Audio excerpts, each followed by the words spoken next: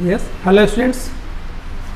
आज हम आपको इंडियन एविडेंस एक्ट के संबंध में कुछ बताएंगे, कुछ इसका इंट्रोडक्टरी लेक्चर आपको बताएंगे और जहाँ तक इसका इम्पोर्टेंस आपके PCSJ और यूपी APO या अदर ऐसे जुडिशल केसेज होते हैं वहाँ पर आपके इंडियन एविडेंस एक्ट का बहुत अधिक यूज होता है और इवन अगर आप प्रैक्टिस भी करते हैं तो इंडियन एविडेंस एक्ट आपको यूज में आएगा। ठीक है, तो आज हम इसको स्टार्ट करेंगे इंडियन एविडेंस एक्ट के बारे में। इसका एक इंट्रोडक्टरी लेक्चर होगा, इसमें क्या क्या आपको पढ़ना है, क्या क्या नहीं पढ़ना है, इस चीज़ को हम क्लेरिफाई करते हैं। ठीक है, तो आइए पहले हम स्टार्ट करते हैं कि इसका नेचर क्या है, इसका पर्पज़ क्या है। तो इस संबंध में हम स्टार्ट करने से पहले आपको ये बताना चाहेंगे कि एकेडमिक लेवल पे हम जब लॉ को डिवाइड करते हैं तो लॉ दो तरह से होती है, एक सब्सटेंटिव होती है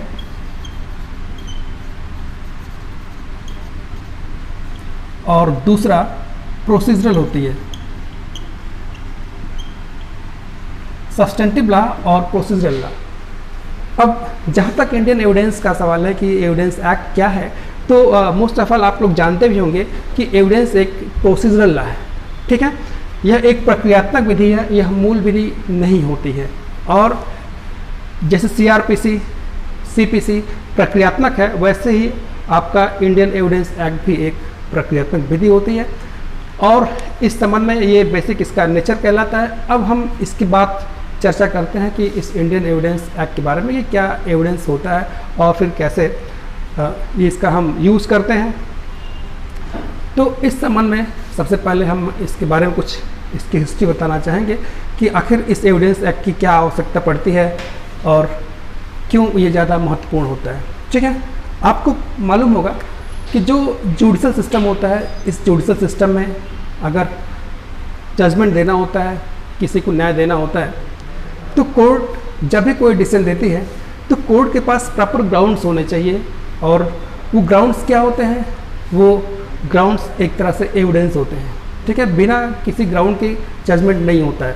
इट मीन्स बहुत सारे फैक्ट्स आप न्यायाधीश के सामने रखते हैं, लेकिन ये कोई जरूरी नहीं सारे फैक्ट्स वो एज एविडेंस एक्सेप्ट कर लें।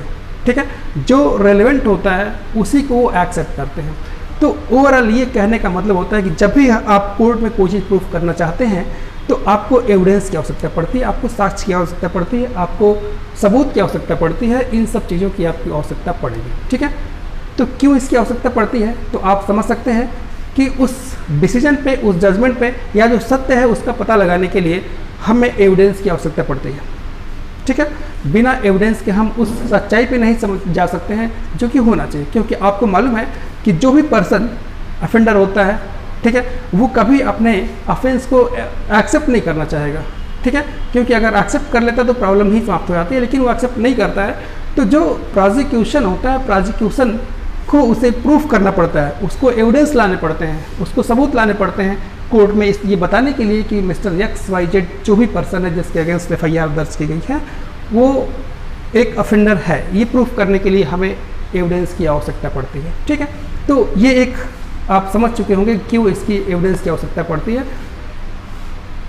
अब दूसरी बात यह है कि ये इंडियन एविडेंस एक्ट में क्या कुछ बेसिक चीज़ें होती हैं, क्या आपको पढ़ना है, क्या नहीं पढ़ना है, ये आपको हम बताना चाहेंगे कि फर्स्ट ऑफ ऑल इस एविडेंस एक्ट में हम सिर्फ ये पढ़ते हैं कि कौन कौन से फैक्ट्स हैं, कौन कौन से फैक्ट्स फैक्ट इन इश्यूज बनते हैं और कौन कौन से फैक्ट्स ऐसे होते हैं जो कि रेलेवेंट होते हैं। ठीक है, क्योंकि जो रेलेवेंट होते हैं उन्हीं में से कुछ फैक्ट्स ऐसे होते हैं जिनको कोर्ट एडमिसिबल मानता है। ठीक है, अब अगर वो एडमिसिबल नहीं है तो रेलेवेंट होने के बाद भी कोर्ट उसे एक्सेप्ट नहीं करता है। इसलिए हमें पूरे इस एविडेंस एक्ट में हमें फैक्ट्स पर चर्चा करनी होती है। ठीक है, बेसिक रूप से हमें उन फैक्ट्स से चर्चा करनी होती है जिन फैक्ट्स से हम किसी मामले को कोर्ट में प्रूफ करते हैं। ठीक है, अब वो कैसे प्रूफ करेंगे उसकी भी एक प्रोसीडिंग्स होती है। प्रोसीडिंग्स जो आप इसी एविडेंस एक्ट में आगे पढ़ेंगे कि प्रोसीडिंग में जब स्टार्ट होती है तो कौन पर्सन कॉम्पिटेंट होता है, कौन कॉम्पिटेंट विटनेस हो सकता है, किसका एविडेंस लिया जाएगा, किसका एविडेंस नहीं लिया जाएगा। ठीक है, ये भी चीज़ें इस आपके इंडियन एविडेंस एक्ट में मेंशन किया गया है कि कौन कॉम्पिटेंट विटनेस हो सकता है। ठीक है, हर पर्सन कॉम्पिटेंट नहीं होता है, बहुत सारे कंडीशंस होते हैं, जैसे आप माइनर्स को नहीं मानते हैं कई जगह, ठीक है। तो या अनसाउंड माइंड पर्सन होता है, इनको हम कॉम्पिटेंट नहीं मानते हैं। इसी तरह से इसके संबंध में भी कौन पर्सन विटनेस हो सकता है, कौन पर्सन विटनेस नहीं हो सकता है, इस बारे में भी इसमें चर्चा होती है। और साथ साथ हम ये भी पढ़ते हैं कि कैसे ये जो विटनेस आते हैं इनको कैसे एग्जामिन किया जाएगा, ये सही बोल रहे हैं कि नहीं बोल रहे हैं, कैसे आप ये पता लगाएंगे। ये भी एक तथ्य का, ये भी एक इम्पॉर्टेंट क्वेश्चन होता है, क्योंकि बहुत सारे ऐसे विटनेस होते हैं जो झूठ भी बोल सकते हैं, और झूठ बोलेंगे तो फिर जजमेंट प्रॉपरली जजमेंट नहीं हो पाता है। इसलिए इसका भी ध्यान रखना होता है कि कैसे इनका एग्जाम्शन होता है, कैसे इनका री एग्जाम्शन होता है, फिर उनका मेन एग्जामिनेशन, या बहुत सारी ऐसी चीज़ें होती हैं कि जो टाइम टू टाइम आप इसमें पढ़ते जाएंगे।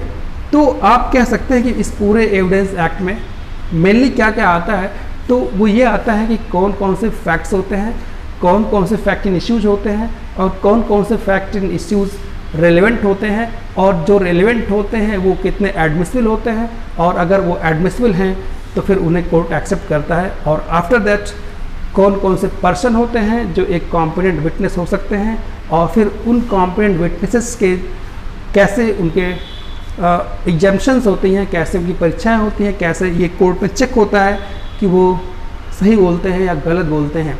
ठीक है, क्योंकि टोटल जजमेंट इसी पे डिपेंड करता है। अब आप कह सकते हैं कि अब मैटर चाहे सिविल हो या क्रिमिनल हो, ठीक है, उन दोनों में ही आपको इंडियन एविडेंस एक्ट की आवश्यकता पड़ती है।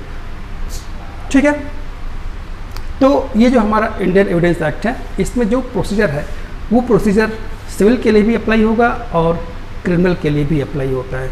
ठीक है, अब एक छोटा सा क्वेश्चन ये कभी कभी ऐसा पूछा भी जा सकता है कि ये प्रोसीजरल है, लेकिन इसमें कुछ ऐसे भी सेक्शंस हैं जो इसको जो है एक सब्सटेंटिव नेचर भी प्रदान करते हैं, लेकिन ऐसे सेक्शंस बहुत कम हैं। ठीक है, मोस्टली सेक्शन ऐसे हैं जो प्योर प्रोसीजरल नेचर के हैं। इसलिए ओवरऑल आपका यही आंसर होना चाहिए कि एविडेंस एक्ट एक प्रोसीजरल है, एक प्रक्रियात्मक विधि है। ठीक है, चलिए, तो ये तो हम जब आपको टॉपिक वाइज बताएंगे तो उस समय ये डिफाइन करेंगे कि कौन सा ऐसा सेक्शन है कि जो कि एक सब्सटेंटिव नेचर का भी है। ठीक है, बहरहाल इससे कोई फर्क नहीं पड़ता है। आपका आंसर होगा कि एविडेंस एक्ट क्या होता है, तो एक ये प्रोसीजरल लॉ होता है। ठीक है, चलिए, अब इस एविडेंस एक्ट की हिस्ट्री आप जानते होंगे कि हमारे यहाँ जितने भी ये लॉ हैं मोस्टली लॉ ब्रिटेन से ही हम आप कह सकते हैं कि अडॉप्ट हमने कर लिया। तो इंडियन एविडेंस एक्ट की जड़ें भी ब्रिटेन में ही पाई जाती हैं। ठीक है, आपने अगर नाम सुना होगा मिस्टर जेम्स स्टीफेंस का, तो उनको फाउंडर कह सकते हैं या उनको फादर भी कहा जाता है इस एविडेंस एक्ट का। तो ये जो हमने एक्ट लाया, ये बेसिक रूप से इंग्लैंड से ही हमने इसको एडॉप्ट किया है। ठीक है, अब इसके बारे में जो कुछ और भी चीज़ें हैं, इम्पॉर्टेंट चीज़ें हैं, अभी इसको जानने से पहले वो एक आपके लिए क्वेश्चन ये भी बनता है कि ये जो आपका एविडेंस एक्ट है, इसको फोरम की लॉ कहते हैं, लैक्स फोरी कहते हैं।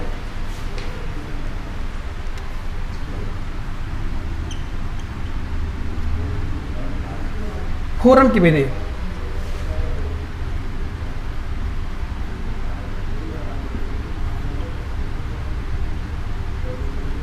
लैक्स फोरी कहते हैं। और क्या मतलब होता है इस लैक्स फोरी का?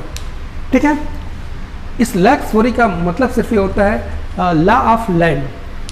ठीक है, लॉ ऑफ लैंड मीन्स ये होता है कि किसी भी मैटर का ट्रायल जहाँ पे होती है, जिस कंट्री में होती है, उस कंट्री के ही कानून वहाँ पे प्रोसीजरल लॉ जो होती है या जो एविडेंस का जो एक्ट होगा वो उस कंट्री का होगा।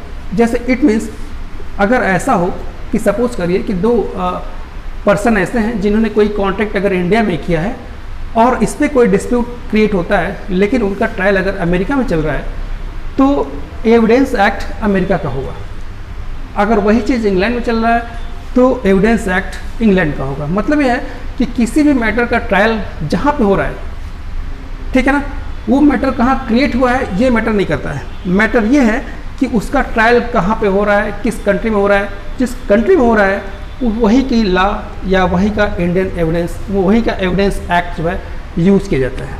ठीक है, इसलिए कहते हैं कि इसको उस स्थान की विधि, उस फोरम की विधि। ठीक है, तो आपका सिंपल सा मतलब यह है कि अगर कोई ट्रायल, कोई घटना अमेरिका में घटती है बट अगर उसका ट्रायल इंडिया में हो रहा है, तो इंडियन एविडेंस एक्ट के जो रूल और रेगुलेशंस होते हैं, जो सेक्शन में प्रोविजंस दिए गए हैं, इसी प्रोविजन के अकॉर्डिंग ही यहाँ के कोर्ट मामले को डिसाइड करते हैं। ठीक है, इसे ही हम कहते हैं फोरम की विधि। ठीक है, या लैक्स फोरी, ये आपके प्रीलिम्स में कभी कभी क्वेश्चन आते भी रहते हैं। ठीक है, अब दूसरी बात यह है कि इस एविडेंस के संबंध में कुछ इसके बेसिक प्रिंसिपल्स होते हैं। ठीक है, और बेसिक प्रिंसिपल्स क्या क्या होते हैं इस संबंध में आपको हो सकता है कि आपकी बुक्स में ना भी मिले, कुछ बुक्स में दिए भी गए हैं। तो उसमें जो बेसिक प्रिंसिपल होते हैं उसमें एक पहला प्रिंसिपल है कि ऑलवेज यूज परफेक्ट एविडेंस।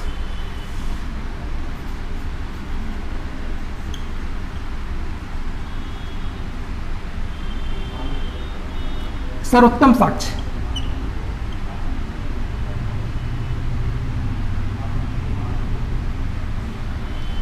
सर्वोत्तम साक्ष्य यूज करना चाहिए।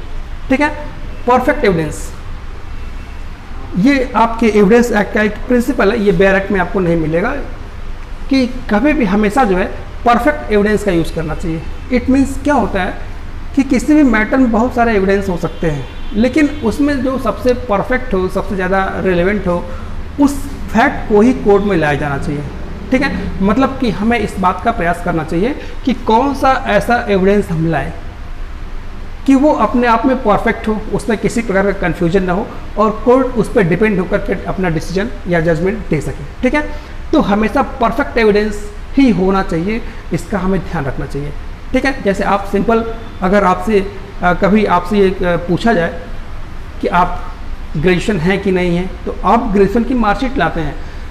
अब एक आपकी मार्कशीट ओरिजिनल भी होती है और एक उसका जेरॉक्स भी होता है। अब अगर आपसे पूछें कि आपके लिए परफेक्ट एविडेंस कौन सा होगा, तो आप यही कहेंगे कि जो हमारी ओरिजिनल मार्कशीट है। ठीक है, जेरॉक्स क्या है, एविडेंस वो भी है लेकिन वो परफेक्ट एविडेंस नहीं है। ठीक है, तो यहाँ पे मैं ये बताना चाह रहा था कि आपको हमेशा परफेक्ट एविडेंस यूज करना चाहिए। अगर आप चाहते हैं कि जजमेंट आपके फेवर में हो तो डेफिनेटली आपको हमेशा परफेक्ट एविडेंस का ही यूज करना चाहिए। ठीक है, दूसरी बात यह है कि जो एविडेंस होता है वो एविडेंस फैक्ट इन इशू के करीब होना चाहिए।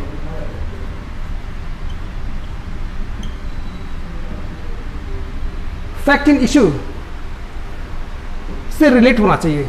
मतलब यह है कि आप ऐसे अनावश्यक या यूजलेस फैक्ट्स नहीं लाएंगे।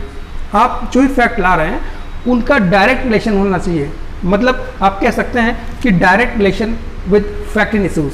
मतलब यह है कि जितने सारे आप एविडेंसेस लाएंगे उन एविडेंस में सबसे पहली बात तो परफेक्ट होना चाहिए। दूसरा है कि वो ऐसा होना चाहिए कि जो मेन फैक्ट इन इश्यूज है, मतलब जो जिस क्वेश्चन पे डिस्प्यूट है उस डिस्प्यूट से डायरेक्टली उसका रिलेशन होना चाहिए।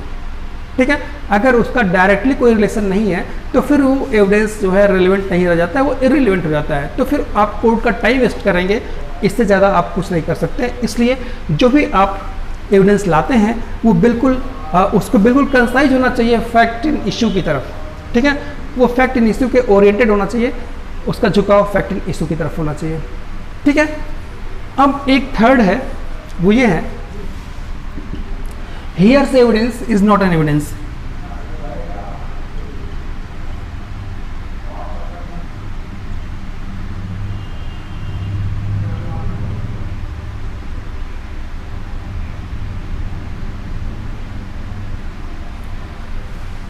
हियरसे एविडेंस क्या होता है, अभी आप लेक्चर्स में आगे आएगा अभी। हियरसे एविडेंस का मतलब क्या होता है कि हम किसी बात को डायरेक्टली नहीं सुनते हैं। ठीक है ना, किसी ने हमें बताया है, उसने हो सकता है डायरेक्ट सुना हो या डायरेक्ट देखा हो, लेकिन उसने हमें बताया, मैंने नहीं देखा। अगर हमने नहीं देखा तो मैं एक कॉम्पिटेंट विटनेस नहीं हूँ, वो ज़्यादा कॉम्पिटेंट होगा जिसने उसे डायरेक्टली देखा होगा। तो जिस पर्सन ने डायरेक्टली देखा होगा उस पर्सन को ही कोर्ट में आना चाहिए ना। अगर उस पर्सन ने किसी और को बताया और वो जिसको बताया जा रहा है वो पर्सन आ रहा है, तो ऐसे एविडेंस को हम हियर से एविडेंस कहते हैं, जिसको हम कहते हैं सुनी सुनाई बात। ठीक है, हमने तो नहीं सुना, इसलिए ये एविडेंस कोर्ट में नहीं आना चाहिए। प्राइमा फेसी हमारा इंडियन एविडेंस एक्ट ये कहता है कि हमेशा प्राइमरी एविडेंस आना चाहिए। ठीक है ना, सेकेंडरी नहीं आना चाहिए। अब जिस पर्सन ने देखा था डायरेक्टली, उसका एविडेंस बिल्कुल प्राइमरी कहलाएगा। ठीक है, अगर वो कोर्ट में आ सकता है तो वो more than competent second person, वो ज़्यादा कॉम्पिटेंट होगा उस पर्सन के। हाँ, ये कंडीशन ऐसा हो सकता है कि अगर वो पर्सन नहीं आ सकता है या कुछ ऐसे रीजंस हो सकते हैं कि जिसके कारण उसका आना पॉसिबल ही नहीं है, उस कंडीशन में कोर्ट या इंडियन एविडेंस एक्ट ये परमिट देता भी है कि आप ऐसे सेकेंडरी पर्सन को भी ला सकते हैं। या आप यूँ कह सकते हैं कि हमारे इंडियन एविडेंस एक्ट में कुछ ऐसे एक्सेप्शंस हैं कि जहाँ पर अनुश्रुत साक्ष्य, ठीक है, या हियर्स एविडेंस, अनुश्रुत साक्ष्य को भी साक्ष्य के रूप में लिया जाता है। ऐसे एक्सेप्शन भी हमें मिलेंगे, लेकिन प्राइमा फेसी होता है कि हियर से एविडेंस को एक्सेप्ट नहीं किया जाना चाहिए। ये हमारा इंडियन एविडेंस एक्ट कहता है। ठीक है, तो ये इंडियन एविडेंस एक्ट के बेसिक प्रिंसिपल है कि पहला ये था कि ऑलवेज यूज्ड परफेक्ट एविडेंस, हमेशा परफेक्ट एविडेंस का यूज़ करना चाहिए। मतलब जो सबसे मोस्ट कॉम्पिटेंट पर्सन एविडेंस होता है उसे यूज़ करना चाहिए। और दूसरा है कि जो आप एविडेंस ला रहे हैं वो बिल्कुल फैक्ट इन इशूज़ के ओरिएंटेड होना चाहिए, मतलब फैक्ट इन इशूज़ से करीब होना चाहिए। अगर इससे दूर होगा तो वो प्रूफ नहीं कर पाएगा। और तीसरा ये थर्ड ये है कि हियर से एविडेंस को एविडेंस नहीं माना जाता है या वो एक परफेक्ट एविडेंस नहीं होता है, इसका हमें ध्यान रखना होगा। ठीक है, तो ये तो एक आप कह सकते हैं कि प्रिंसिपल है हमारे इंडियन एविडेंस एक्ट का कि इस चीज़ का ध्यान रखना चाहिए। ठीक है, क्योंकि अगर इसका हम ध्यान नहीं रखेंगे तो बहुत सारे ऐसे इररिलेवेंट चीज़ें भी कोर्ट में लाई जाएंगी, उससे कोर्ट का टाइम वेस्ट होगा, पार्टीज परेशान होंगी। ठीक है, किसी को जजमेंट नहीं आएगा और फिर एंड ऑफ जस्टिस यानी न्याय की विफलता कहलाएगी। ठीक है, जुडिशल सिस्टम आपका असफल हो जाएगा। इसलिए इसके लिए ज़रूरी है कि हमें इस इंडियन एविडेंस एक्ट के जो प्रोविजंस हैं इसे हमें बिल्कुल फॉलो करना चाहिए, या प्रिंसिपल्स हैं इसे हमें फॉलो करना चाहिए होता है। ठीक है, ये तो बेसिक प्रिंसिपल है हमारे इंडियन एविडेंस एक्ट का। और इसके बाद इसका जो एक मेन पर्पस क्या क्या है, तो मेन पर्पस भी कभी कभी आपसे क्वेश्चन पूछा गया है।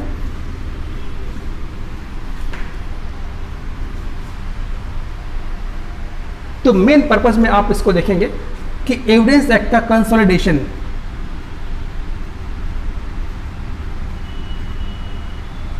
समेकन,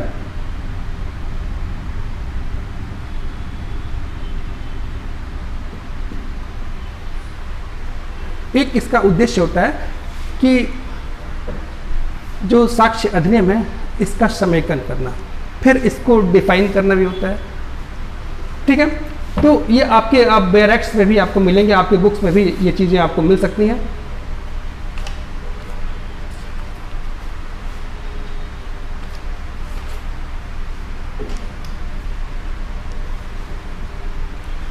तो हम आपको ये बता रहे थे कि इसका जो पर्पज है वो एक है कंसोलिडेशन, समेकन करना। ठीक है, समेकन का मतलब क्या होता है, कलेक्शन होता है। ठीक है, मतलब ये है कि जहाँ जहाँ से एविडेंस बन सकते हैं, ठीक है, उन सारे एविडेंसेस को कलेक्ट करना। ठीक है, कंसोलिडेशन इसका एक पर्पज होता है। साक्ष्य का समेकन करना, साक्ष्य को इकट्ठा करना, क्योंकि इसी पर डिपेंड करता है जजमेंट। ठीक है, और इसके बाद जो दूसरा आता है इसको डिफाइन करना, परिभाषा, डेफिनेशन।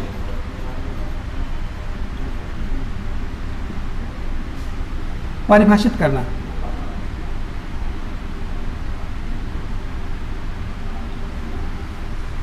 साक्ष्य को डिफाइन करना। अभी हम आगे डिफाइन भी करेंगे साक्ष्य को कैसे हम डिफाइन करते हैं। तो ये दूसरा इसका एक उद्देश्य है। एक तो इसको हम कंसोलिडेट करना, साक्ष्य को इकट्ठा करना, और दूसरा ये है कि इसको डिफाइन करना। ठीक है, और थर्ड है इसमें टाइम टू टाइम संशोधन करना,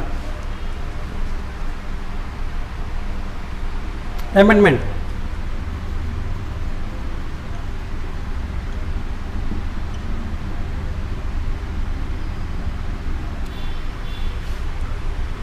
ये अमेंडमेंट की आवश्यकता क्यों पड़ती है, क्योंकि समय समय जैसे जैसे चेंजिंग होती है, बहुत सारी चीज़ें, बहुत सारे नए डेवलपमेंट होते हैं, बहुत सारी नई चीज़ें आती हैं, जैसे कोई साइंटिफिक डेवलपमेंट होता है, तो समय समय पे जो चेंजेज आते हैं तो उसके अकॉर्डिंग हमको अपने एविडेंस एक्ट में टाइम टू टाइम कुछ अमेंडमेंट भी करने होते हैं, ठीक है। तो ये चीज़ें जैसे जैसे डेवलपमेंट है उस पर डिपेंड करती है, क्योंकि बहुत सारी चीज़ें ऐसी थी कि जो हो सकता है कि आज से 20 साल पहले ना रही हो और वो चीज़ एक नई क्रिएट हो गई। जैसे आप सुने होंगे साइबर लॉ बाद में आया, बहुत बाद में आया, पहले कोई ऐसा कुछ नहीं था। तो जब साइबर ऑफेंस आया होगा तो साइबर लॉ आया होगा, ठीक है। तो साइबर लॉ के अकॉर्डिंग हमें कुछ अपने एविडेंस एक्ट में भी अमेंडमेंट करना पड़ता है। तो ऐसे बहुत सारे अमेंडमेंट हमारे पार्लियामेंट के द्वारा भी किए गए हैं समय समय पे, कि जैसे जैसे ऑफेंसेस बढ़ते जाते हैं, नई समस्याएं क्रिएट होती हैं, तो उनके लिए भी एविडेंस एक्ट में टाइम टू टाइम संशोधन करना भी एक महत्वपूर्ण पार्ट होता है, ठीक है।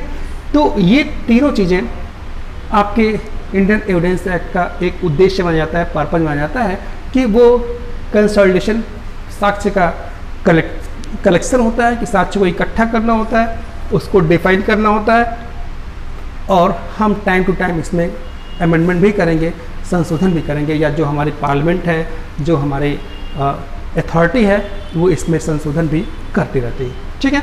तो ये इंडियन एविडेंस एक्ट का पर्पज कहलाता है।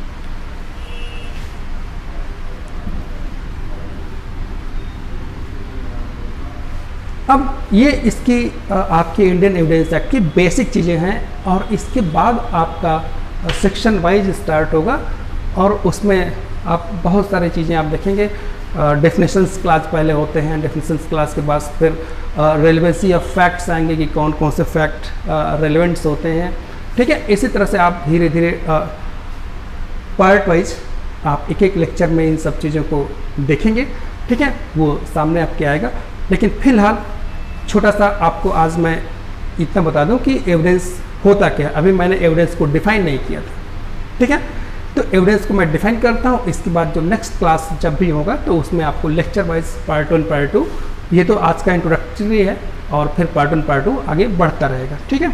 तो अब क्या होता है एविडेंस,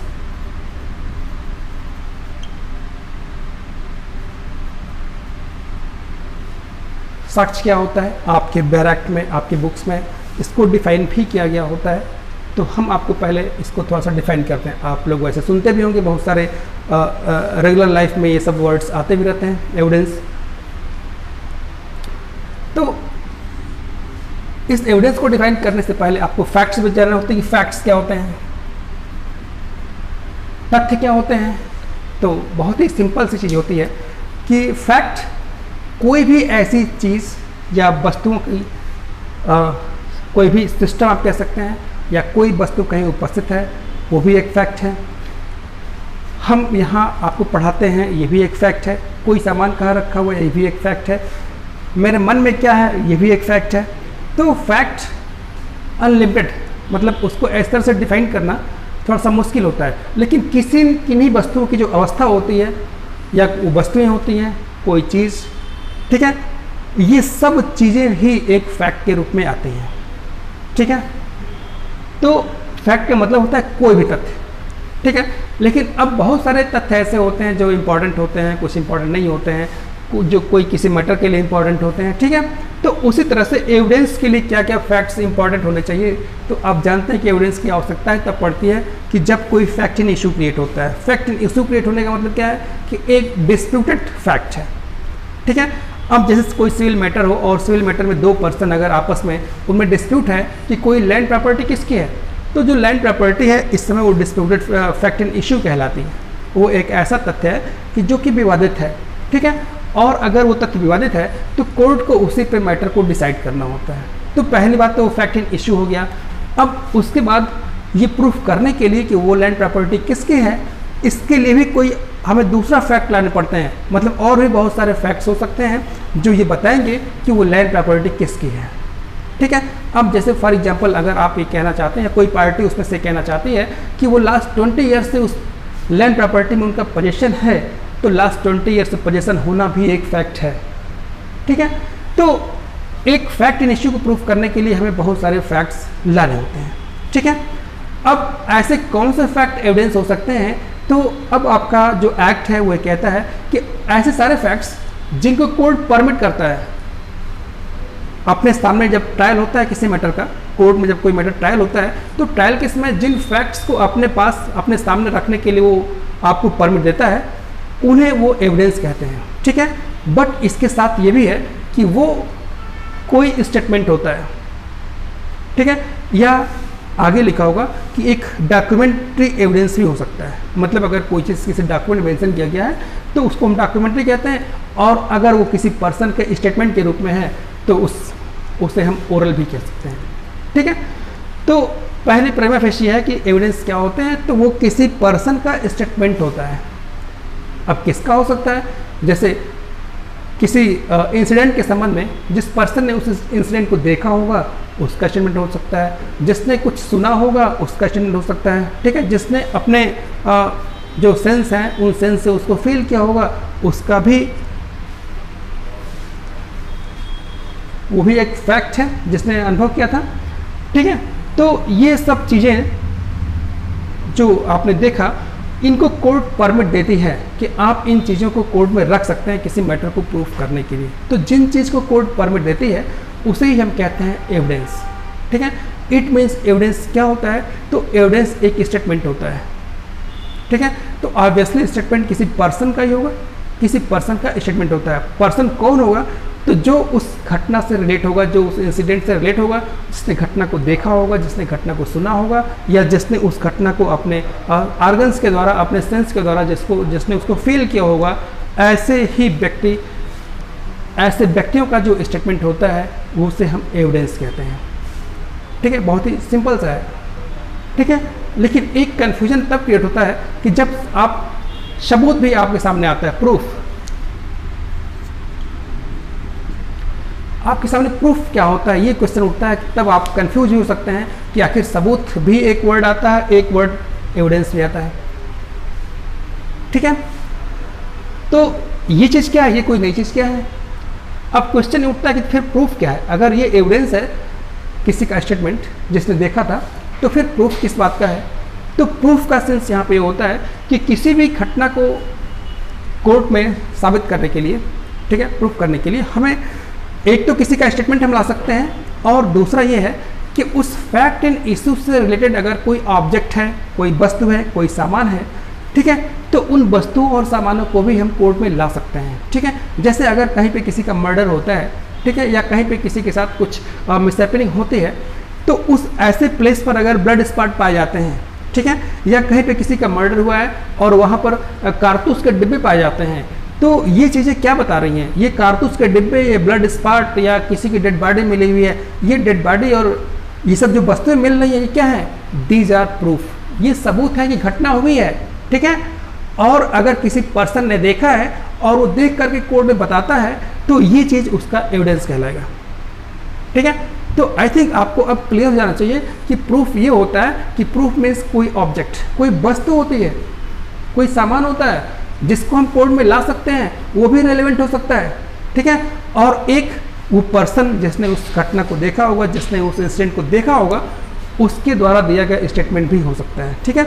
तो अगर किसी का स्टेटमेंट है तो आप कह सकते हैं कि वो एविडेंस है, लेकिन अगर कोई ऑब्जेक्ट है तो वो हम कह सकते हैं कि प्रूफ है, वो एक सबूत है, ठीक है। अभी आप जब अंदर पढ़ेंगे तो इसमें आपको हम अंतर और ज़्यादा क्लियर कर सकते हैं। फिलहाल आपको इतना बस समझना है कि एविडेंस क्या होता है, कि एक स्टेटमेंट होता है, एक कथन होता है किसी व्यक्ति का, ठीक है। और जबकि सबूत क्या होता है, ये कोई ऑब्जेक्ट होती है, कोई वस्तु होती है, सबूत किसी का स्टेटमेंट नहीं होता है, ठीक है। हाँ, बट अब आप इस बात का ध्यान रखेंगे कि अगर किसी स्टेटमेंट को, किसी व्यक्ति के स्टेटमेंट को नोट कर दिया गया है, किसी बुक में लिख दिया गया है, तो वही चीज़ डॉक्यूमेंट्री एविडेंस बन जाती है, ठीक है। डॉक्यूमेंट के रूप में आता है तो वो चीज़ एक डॉक्यूमेंट्री एविडेंस का रूप ले लेती है, ठीक है। लेकिन कभी कभी इसमें कन्फ्यूज़न भी होता है कि हर चीज़ जो डॉक्यूमेंट में मेंशन की जाती है वो साक्ष्य नहीं होता है, ठीक है। डॉक्यूमेंट ऐसे भी होते हैं कि वो एक प्रूफ के रूप में होते हैं। जैसे अगर आप ग्रेजुएशन करते हैं तो ग्रेजुएशन की जो आपकी मार्कशीट है वो प्रूफ है, वो कोई डॉक्यूमेंट नहीं है, क्योंकि उस मार्कशीट पे किसी का स्टेटमेंट नहीं लिखा रहता है। जिसने आपको एग्जाम देते देखा था उस पर्सन का स्टेटमेंट नहीं है, आप सिर्फ एग्जाम में अपीयर हुए थे, तो आप ही कॉपी साइन करने के बाद जितना आपका मार्क्स था वो आपको दिया गया, ठीक है। तो आपकी मार्कशीट सिर्फ एक प्रूफ है, वो डॉक्यूमेंट में है, लेकिन वो सिर्फ प्रूफ है कि आप ग्रेजुएट हैं या लॉ ग्रेजुएट हैं, जो भी हो। तो आपको इस बात का ध्यान देना होगा कि एविडेंस सदैव एक स्टेटमेंट होता है जबकि प्रूफ स्टेटमेंट नहीं होता है। ठीक है, वो कोई एक वस्तु हो सकती है। तो ये चीज़ें होती हैं, अभी इसके बारे में और गहराई से हम अंदर भी पढ़ेंगे। फिलहाल तो ये आपको ध्यान देना होगा, यही एविडेंस होता है। ठीक है, अब बहुत सारे मैंने फैक्ट्स बताए थे, लेकिन कौन कौन से फैक्ट एविडेंस के रूप में आते हैं, तो सिर्फ वही फैक्ट एविडेंस के रूप में आते हैं जिनकी एविडेंटरी वैल्यू होती है। ठीक है, एविडेंटरी वैल्यू का मतलब होता है साक्ष्यात्मक मूल्य।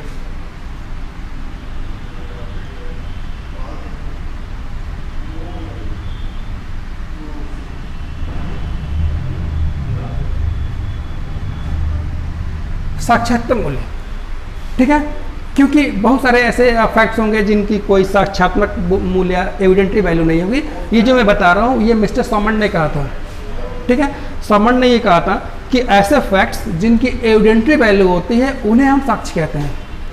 ठीक है, तो हमें ऐसे फैक्ट्स कलेक्ट करना है जिनकी एविडेंटरी वैल्यू, जिनका साक्ष्य में महत्व होता है, उन्हें ही हम साक्ष्य में श्रेणी में शामिल करते हैं। ठीक है, तो जिनकी एविडेंटरी वैल्यू होती है, तो ये एविडेंटरी वैल्यू जिस फैक्ट की होगी, ठीक है, वही फैक्ट कोर्ट में लाया जाता है और उसे साक्ष्य के रूप में या सबूत के रूप में हम इस्तेमाल कर सकते हैं।